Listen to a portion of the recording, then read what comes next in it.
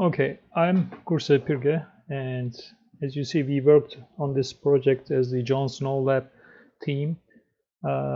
This is the overview of my presentation. And named entity recognition, or NER, is very important for many aspects, and it's the first part or first step in the or a starting point for many applications like question answering, topic modeling, information retrieval. And this is one of our products. You can see you get the you give the paragraph or some sentences, and then we will find very important parts of this paragraph using the NER process. So the background is Spark NLP library is very popular. It's more than 30 million times downloaded so far, and it's an easy API, and you can easily get access to ML pipelines. And Jon Snow Labs supports this commercially. It's like updated every 2 weeks. NER systems are usually part of a pipeline. You can see the pipeline or an example of a pipeline on the right, and the final step in this pipeline is like a first step in a pipeline. You will get the NER or NER chunks from a text, and let's say in this project, there were two species, two entities. One of them is human and the other one is species, and the others are all O. So B stands for the beginning of an entity, and I stands for the words that are inside the entity. So the entity may be made up of more than 2 words or 1 word actually. And we used medical NER approach. It's an annotator for training the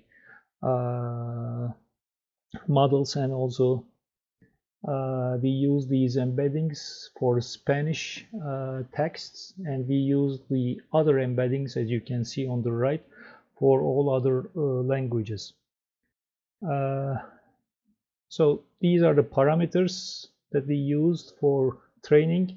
We tried many different options, as you can see in the tested range in the table, and we tried to find an optimum value for future reference. So every model was tried for training for many times. So for the Spanish data set, you can see that we used the embeddings that I mentioned before. So the metrics for validation test data set and the test data set. So most often than not, our models got results for higher than Bert for token classification. It was mostly over 90% or even around 95%, which is a good value for an NER application. For other data sets or other languages, these are the results. As you can see, we Jon Snow Labs, we have embeddings for many different languages, at least one embedding per language, and we couldn't find but we tried to compare with Bert for token classification, but Bert for token classification didn't have all the access for languages, other languages. So